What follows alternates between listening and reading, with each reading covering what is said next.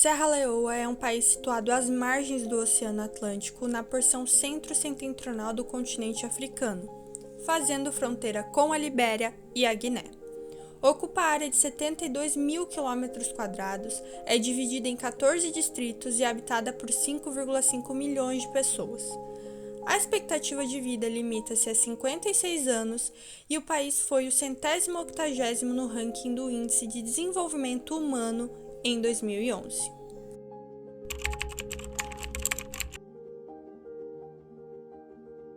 A história moderna da África foi fortemente marcada pelo colonialismo e pelos antagonismos que esse sistema gerou, que acabam por refletir na atual situação política, social e econômica do continente, mesmo após os processos de descolonização. Então, é muito importante observar o contexto histórico da oficialmente denominada República da Serra Leoa para compreender a guerra civil que teve início em 1991. A partir do século XV, a região se tornou aberta para o comércio e o movimento de pessoas. No século XVIII, por volta de 1787, o local passou a ser ocupado por colonizadores ingleses e, em 1792, por colonos da Nova Escócia, até que os europeus tomaram por completo a soberania política do referido território, quando este se tornou um protetorado da coroa britânica em 1808. De 1787 a 1887, estabeleceu-se a comunidade negra Krill no país. Seus membros foram trazidos de outras regiões da África, fazendo com que criassem uma identidade comum. A integração política e o crescimento econômico estavam em níveis positivos. Contudo, em 1887 ainda, iniciou-se o que ficou conhecido como a África Ocidental Britânica, pela introdução do governo racial, em que os crios foram expulsos dos altos cargos oficiais que ocupavam e foram substituídos por pessoas brancas.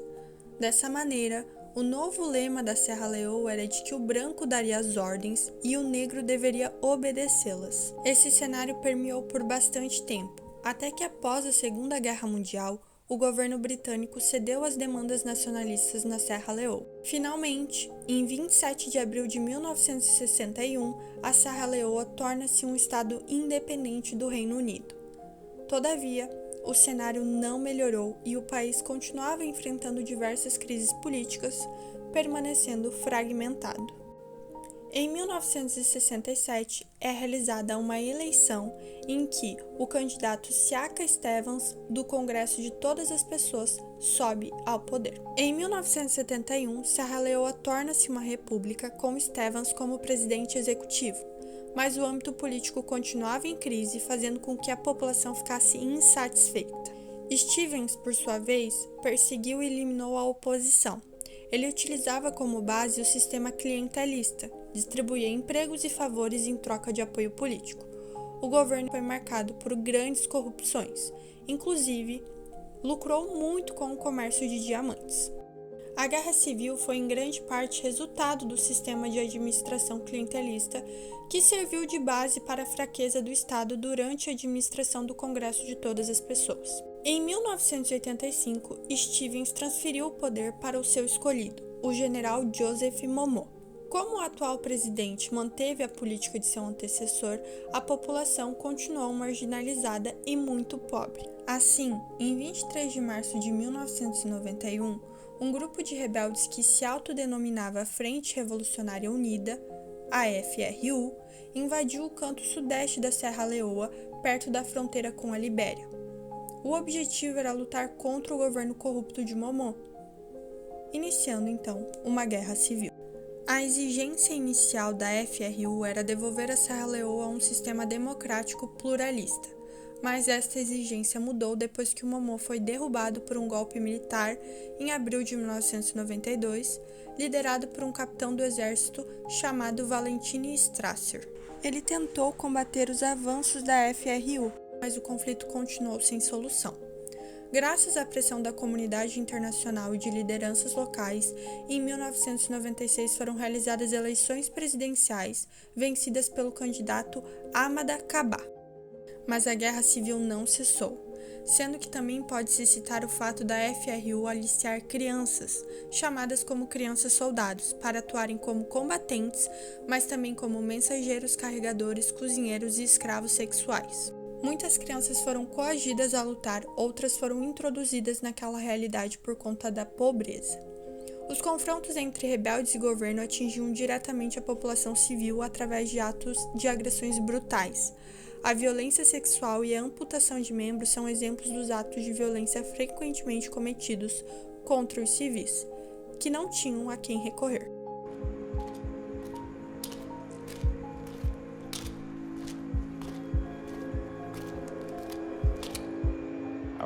Eu era um rapaz de 9 anos, vivia com a minha família. Os rebeldes atacaram a minha aldeia, me levaram para as barracas. Fui treinado para combater como criança-soldado durante a guerra.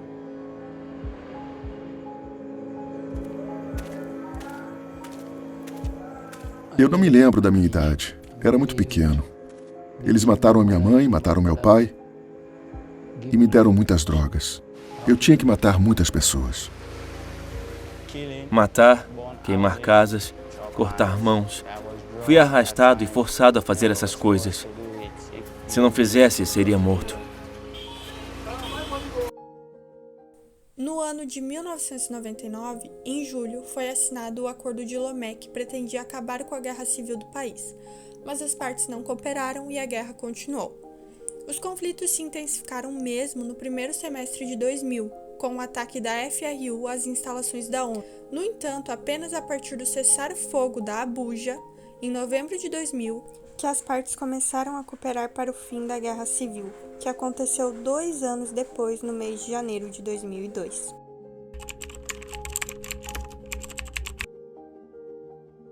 O Tribunal Internacional para Serra Leoa teve jurisdição híbrida, ou seja, uniu lei doméstica e direito internacional e foi instituído através de um acordo entre o governo de Serra Leoa e a Organização das Nações Unidas. Em junho de 2000, o presidente de Serra Leoa enviou uma carta ao secretário-geral da ONU como um pedido de ajuda, para que finalmente fosse instaurado o tribunal para julgar os maiores responsáveis por graves violações do direito humanitário no território. 2 meses depois, o Conselho de Segurança aprovou a Resolução 1315, em que autorizava a criação de um tribunal independente de caráter especial e recomendava que a jurisdição de tal corte incluísse crimes contra a humanidade, crimes de guerra e outras sérias violações ao direito humanitário internacional, além de crimes relevantes sob a legislação de Serra Leoa. Iniciou então o Tribunal Especial para Serra Leoa, sendo sediado em Freetown, a capital do país, o que trouxe maior legitimidade para a corte, visto o cenário devastador da guerra. Contudo, o julgamento mais aguardado de Charles Taylor foi transferido para a Haia supostamente por motivos de segurança, o que acabou enfraquecendo os pilares da legitimidade do tribunal erguidos anteriormente. A efetiva implementação do tribunal se deu 2 anos depois, em 2002, ratificando o tratado internacional firmado que foi regido pelo princípio do Pacta Sunt Servanda, vinculando as partes que aderiram expressamente ao tratado e não obrigando terceiros não signatários. Existem 2 consequências jurídicas importantes deste tribunal. A primeira delas é quanto ao financiamento para que o tribunal ocorresse. Ele não foi retirado do orçamento geral da ONU, então foi preciso ser levantado através de doações voluntárias. Isso acabou limitando o orçamento e as atividades do tribunal, que não foi tão rentável quanto o Tribunal Penal Internacional para a ex-Iugoslávia, por exemplo. A segunda consequência foi a mais importante. Como o acordo para a constituição do tribunal foi apenas entre Serra Leoa e ONU, não foi possível punir Charles Taylor de imediato, isso porque ele estava em uma viagem a Gana no momento em que saiu sua sentença e o governo do país respondeu negativamente ao mandado, pois não estaria submetido ao tratado constitutivo do tribunal. O marco inicial do julgamento dos crimes era duplo. Para os crimes internacionais, tendo em vista a inaplicabilidade da anistia às jurisdições internacionais, o marco temporal seria efetivamente 1996. Quanto aos crimes nacionais, a incidência da jurisdição teria início na data do Acordo de Lomé, sendo 1999. Essa divisão acabou complicando as atividades do tribunal quanto à qualificação das provas. Apesar das limitações para a Constituição, o Tribunal Especial caracterizou uma evolução da jurisdição internacional penal, porque demonstrou maior capacidade de se moldar à realidade específica de cada caso sob sua análise, além de estar apto a possuir maior legitimidade junto às vítimas. Por conta dessas características, o tribunal enfrentou questões até então inéditas ou pouco analisadas em âmbito internacional. Por exemplo, o Estatuto, em seu artigo 7º, concede ao tribunal jurisdição sobre indivíduos maiores de 15 anos que tenham tomado parte nas hostilidades. Isso porque houve grande pressão popular em Serra Leoa sobre o secretário-geral da ONU no momento das negociações para estabelecimento da corte. Contudo, em 2002, a Serra Leoa se tornou signatária do protocolo opcional sobre o envolvimento de crianças em conflitos armados, fazendo com que a promotoria não indicasse menores perante o tribunal. Quanto aos crimes sexuais, o Tribunal Especial adotou descrição detalhada do crime de estupro. Consequentemente, dos 9 indivíduos envolvidos no conflito indiciado pela corte, 7 foram condenados pelo crime contra a humanidade de estupro. A composição da corte se deu em 3 câmaras. A primeira Câmara de Julgamento possuía 3 juízes, a segunda possuía 4, e a Câmara de Apelação possuía 9 juízes. O Tribunal Especial para Serra Leoa esteve em atividade de 2002 a 2013. Após, foi criado, através de um acordo entre as Nações Unidas e o governo da Serra Leoa, o Tribunal Especial Residual para Serra Leoa, com o objetivo de supervisionar as obrigações legais contínuas no primeiro tribunal após seu fechamento.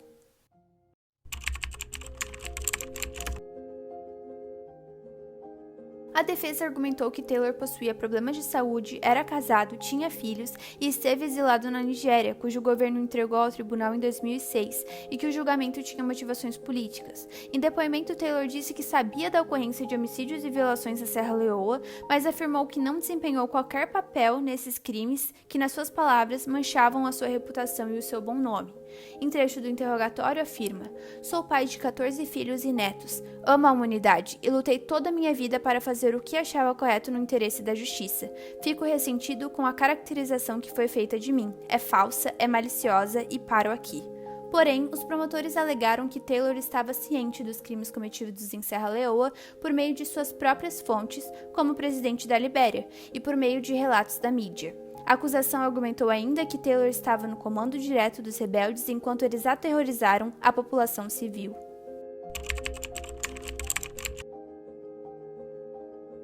Ministro dos Assuntos Internos da República de Serra Leoa faleceu antes da entrega do julgamento. Por este motivo, a Câmara de Primeira Instância encerrou o processo contra ele. Diretor de guerra da Milícia das Forças de Defesa Civil, foi condenado a 15 anos de prisão e a 6 meses de treinamento para entender a natureza e a gravidade dos crimes que havia cometido. Iniciador e sumo sacerdote da Milícia das Forças de Defesa Civil, foi condenado a 20 anos de prisão.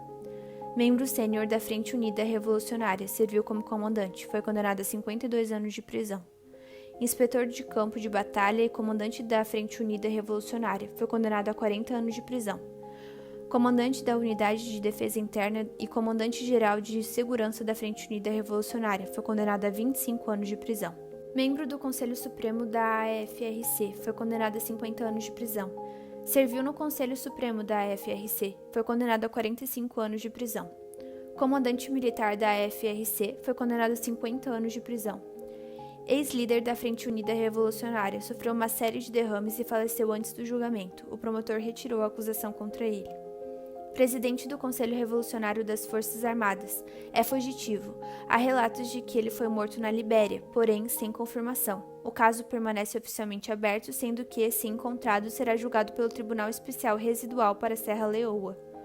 Comandante do campo de batalha da Frente Unida Revolucionária, fugiu e foi morto na Libéria, em maio de 2003, e seu corpo foi entregue às autoridades de Serra Leoa.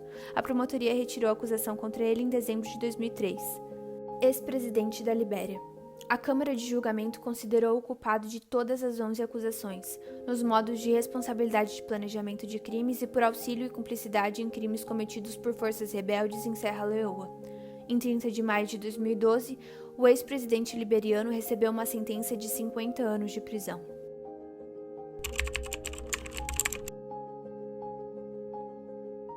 A repercussão midiática do tema tomou proporções diferentes de acordo com cada país, mas em geral a cobertura ela foi bem baixa. O solo brasileiro tem uma notável desatenção com o caso, sendo que grande parte das notícias elas vieram somente para relatar as decisões e penas estipuladas ali após o término das acusações.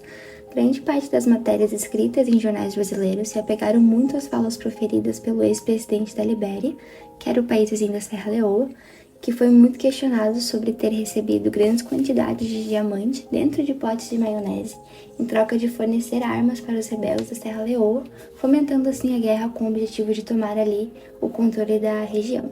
E apesar de ele ter negado todas as acusações, ele foi declarado culpado em abril de 2012, justamente em razão de apoiar e estimular campanhas de terror para assumir o controle da Serra Leoa, fornecendo armas ilegais para os rebeldes, e além de munições em troca de objetos valiosos. Constantemente, diversas críticas são realizadas pelos acadêmicos sobre a falta de atenção que um conflito tão grave quanto este sofreu. Aliás, assim como no caso de Ruanda, o quanto as guerras africanas em geral são muito ignoradas e não repercutidas, ao nível que nos propõe a pensar que se houvesse mais holofotes nos horrores daquelas guerras, não poderia ter alcançado um resultado diferente, que fosse mais benéfico e mais rápido. Entretanto, isso de forma alguma diminui a gravidade das atrocidades ou diminui até mesmo o valor da importância do Tribunal Penal Internacional de Serra Leoa, tanto para o direito humanitário quanto para o direito internacional.